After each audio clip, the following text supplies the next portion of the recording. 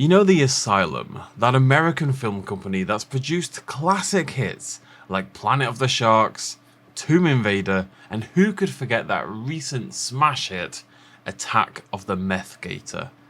Well, it turns out there's a Chinese company, Youku, who do something pretty similar. Now they churn out tons of drama films, but they also produce a litany of big monster movies, including titles like Jurassic Invasion, Megalodon Returns, and The Antarctic Octopus.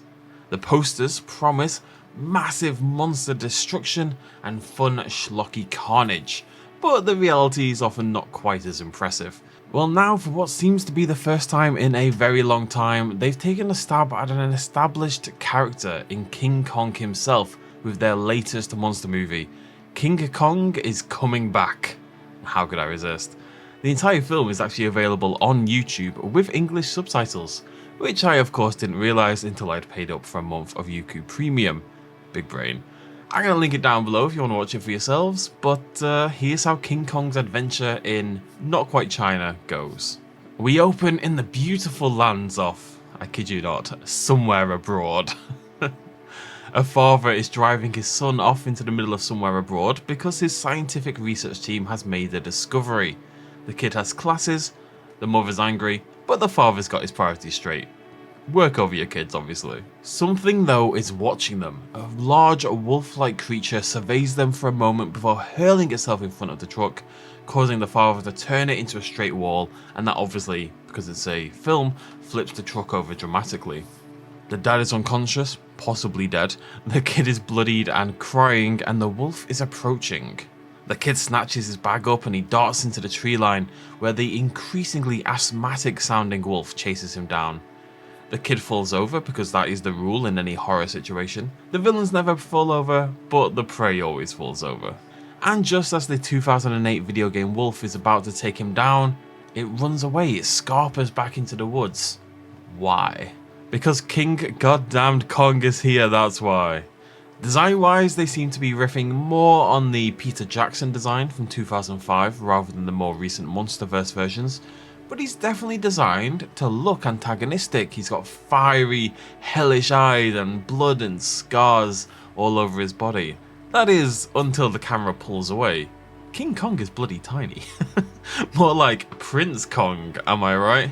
Can you believe that's scripted? The kid asks, rather adorably, if Kong is going to eat him, before Kong, subverting his aesthetic, pushes the kid's bag back towards him. Then he chuckles, and I'm sure it's meant to be a lovely moment, but it's this terrifying, humanoid, Santa Claus chuckle. You know what? Here's what it sounds like. It horrified me.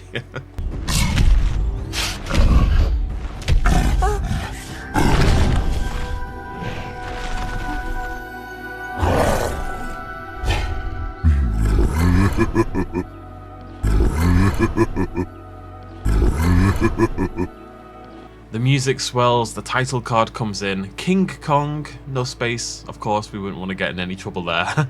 King Kong is back, and he's a sweetheart. Next we're whisked forward 15 years to a riverbank in the woods where a team of operatives have established a camp. In what is 100% definitely a nod to the Lost World Jurassic Park, the leader's daughter has snuck onto the camp unbeknownst to him. Also, she has an assault rifle. It seems to be a family affair since Uncle Bao, looking more at home in a Final Fantasy game than anywhere else, is also here. And then Tarzan appears. I'm not kidding, look at him, it's Tarzan. And after being caught spying on the daughter, he goes on a Cirque du Soleil inspired jaunt through the trees, accompanied by dramatic whooshing noises and sick tricks. The daughter, seemingly annoyed by this, tries to shoot him. But unfortunately for her, 15 years on, the wolf is back yet again. Look, I was kind of kidding about the Lost World reference, but 5 seconds later Tarzan swoops in and drop kicks the wolf in the face, just like Kelly does to the Velociraptor. This wolf must be fuming. We are 8 minutes into the film, and twice it's been denied dinner by some weirdo.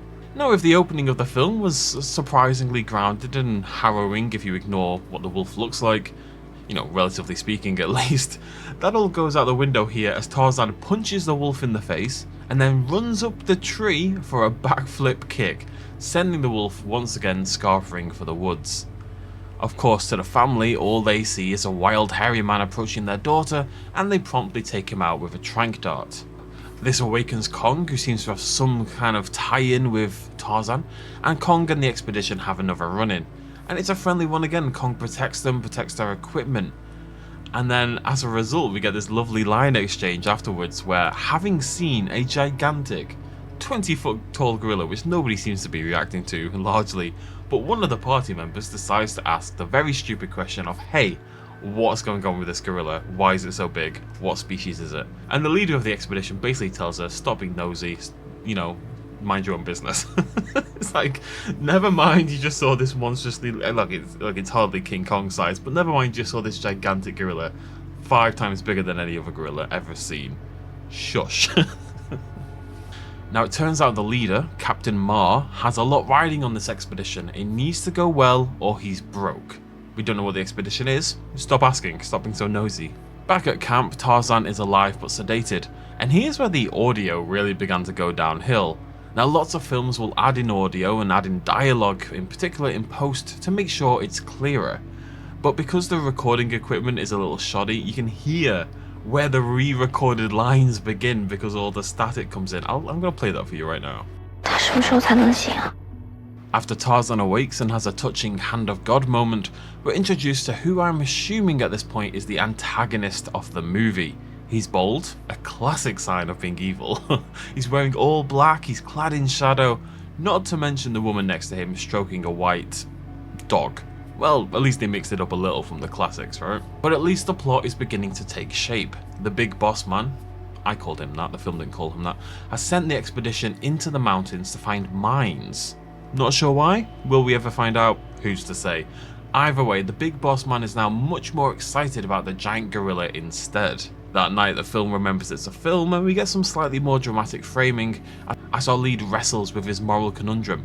Does he protect the gorilla, which has, saved his equipment and his potential life already, and risk the wrath of the big boss man, or does he capture it despite it saving him? It's like Sophie's Choice, if one of Sophie's children had been a 20-foot tall gorilla, which would have made for a much better book. The next day, seemingly deciding to take down Kong, the group heads out into the wilderness and tracks the giant beast. They open fire on poor Kong, who proceeds to be the ever-loving out of them, with some incredibly entertaining wire work as every smack sends someone twirling through the air like they're on the set of Crouching Tiger, Hidden Gorilla. Kong captures one of the men and seems to be about to deliver the final blow, about to give us our first kill of the film. But once again he resists, and he flees. Kong is very hesitant to harm humans, even when they're being dicks. Now to emphasize that, the leader, Ma, puts his gun to his team member's head a second later for asking an innocent question, and this is our protagonist so far. During all this, Tarzan has finally woken up and is bounding around in a polo shirt and a pair of jeans. There's a sort of flimsy justification that they need to take him home. They're assuming he was raised by Kong, otherwise the big boss man might find out and somehow learn about the gorilla that he already knows about from that. Not really sure what happened. Regardless, Tarzan's very excited, despite surely having no idea what's going on. He's loving it anyway. As an aside, we get a few more of them here. This film has an incredible number of shots of hands clasping hands. Whoever made this film has clearly just watched Predator and absolutely loved that scene towards the start, let me tell you. Now, Tarzan and Kong are reunited soon after in a beautiful moment, and Tarzan, somehow now speaking perfectly despite being raised by a freaking gorilla, wants all his friends united together in harmony. He's the half gorilla, half human bridge between worlds. Of course, that lasts about 5 seconds. All this sweet maudlin music comes in as you would expect before the rest of the expedition arrives, guns loaded. Dad Soldier, that's his new name, has been rusing them, and he laid a trail to the gorilla behind them as they went. Kong charges in, closely followed by Tarzan, closely followed by a tranquilizer dart sending Tarzan down to the ground. This spurs the daughter to, for reasons I can't quite fathom at this point, shout the word bouncy at him repeatedly. I think because he bounces around a lot and she wants him to bounce around a lot. It just looks like she's yelling bouncy at an unconscious man. It's very strange. Now, Dad Soldier tells the family he's doing it for them. He's trying to protect the family from Big Boss Man.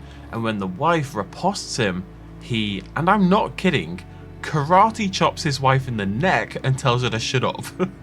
I'm not sure he's meant to still be our protagonist, or at least I bloody hope not. Whilst all this is going on, Kong and the soldiers are fighting, the latter equipped with guns that fire incredibly unbelievable CGI ropes out of them, binding Kong in thick strands of red rope that, look, from my perspective, red ropes are usually used for something else, okay? Anyway, in yet another scene referencing the Lost World Jurassic Park, obviously, Kong tears at the ropes and sends the men flying, just like the game trail Parasol offers. Dad Soldier is not to be stopped though. They do finally manage to tranquilize Kong, leading to my favourite sad face in cinema history from the daughter. Beautiful. In the aftermath though, here's where things get interesting. How many of you predicted the twist? So Kong has been sedated, Tarzan's been sedated, and the mother and the daughter are now exploring in Kong's nest cave hovel thing. And they discover a backpack and dun dun dun, the painting inside reveals that Tarzan is actually the little kid from the prologue of the movie. Unsure why nobody went looking for the little kid, that's neither here nor there. Kong raised that little kid as his own wild boy, and I think that's beautiful. But hold on, there's a second twist. Not only is Tarzan the kid from the start, but the mother, the wife of Soldier Man, is actually Tarzan's mother. Shyamalan would be proud, honestly. The mum is now understandably pretty desperate to see her son freed, so she karate chops her way through 3 armed guards and terrifies the last one somehow into giving her the key. Unfortunately, Yao, which is what Tarzan's real name is, does seem to recognise his mother, but he also has awful memories of her abandoning him to be raised by a bloody gorilla, understandably. She tries to reconcile with him, but he bites her instead, and he's locked up as a result. So the situation, they're all back at the camp, Tarzan's been caught, the gorilla's been caught, the mother and daughter both like Tarzan and the gorilla and want to see them freed, the dad's kind of wrestling with a moral conundrum, but thinks he has to capture the gorilla in order to protect his family. That's where we're at. And the daughter, who I should note here keeps referring to the mother as Miss Zilan, so she's clearly Soldier Man's daughter and not the mother's daughter, you get me? She's got a bit of a crush on Tarzan, and that's why I'm clarifying they're not related. We don't have like a Game of Thrones situation going on here. And so she breaks him out in the dead of night. She's breaking out Tarzan, and off in his tent at the same time, Soldier Man is waking up with a massive headache. Assumedly Zilan, that's the mother, has done something to him. She's poisoned him or drugged him somehow, and he wakes up and he questions why would Zilan do this to me, forgetting of course that he literally karate chopped her in the neck. Thus, finally, 40 minutes in, but what I'm pretty sure took years of my life, the climax can begin. With Zilan, Tarzan, the daughter and a tranked Kong all trying to escape in a truck, with the soldier gang in hot pursuit. The escapees come up with the plan of luring away the soldiers whilst Tarzan and Kong escape into the woods. Of course, that works for quite literally about 3 seconds because someone notices, hey, there isn't a giant gorilla strapped to that truck anymore. I'm serious, their pursuers are like 10 feet behind them and they're somehow surprised this genius move didn't fool anybody. Off in the woods, there's a standoff between the 2 factions. Tarzan does the most unnecessary flips in human or gorilla history and promptly gets himself shot, enraging Kong, who in retaliation hurls a PS1 era boulder at the soldiers. They don't get crushed or anything, but they bounce off it, which I'm assuming is what the daughter meant earlier by bouncy bouncy. Unfortunately for Kong, he soon turns into a trank dart pincushion and is knocked out. Then, as Soldier Dad goes in for the final shot, the daughter dives in front of the dart to protect Kong. At this point, I don't know if she's dead, because the dad reacts with so much anguish and he tells them all to just leave. As much fun as I've had ragging on this film a little, I do think her sacrificing herself for Kong is a nice inverse of how that relationship usually ends. And I'm going to compliment the film twice in a row here because we get a brief but genuinely worthwhile moment as Tarzan and Kong sit together in the darkened woods. Tarzan tries to cuddle up with Kong, but Kong keeps pushing him away, telling him to go and be with his fellow humans and real family. Honestly, it's kind of a sweet moment. It's like Ash letting Butterfree go all over again. Unfortunately, Big Boss Man has one last play and he's not done yet.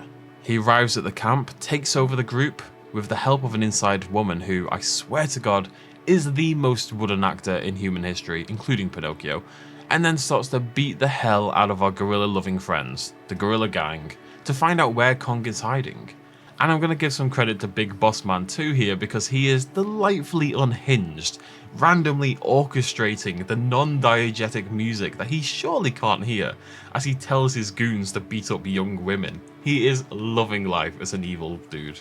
Now, of course, you all know where this is going. Kong shows up and he's pissed. He's rampaging around the camp, sending people hurtling away. Nobody seems to die, even when he punches them in the head, but they go flying nonetheless. Unfortunately, he's taken down yet again for what I believe is the third time in about the last 5 minutes, and then late game twist, the wooden woman betrays the big boss man and orders for him and the gorilla gang to be killed.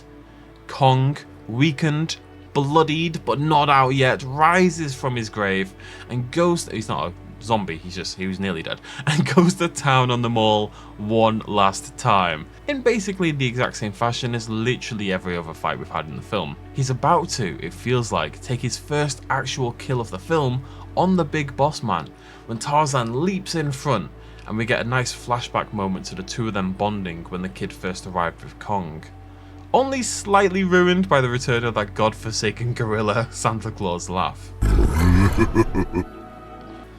As a result of this, Big Boss Man sees the humanity in Kong after his life is spared, and thus the film draws to a close with one final scene.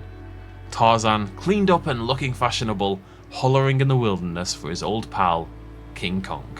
And that's the end of King Kong Is Coming Back.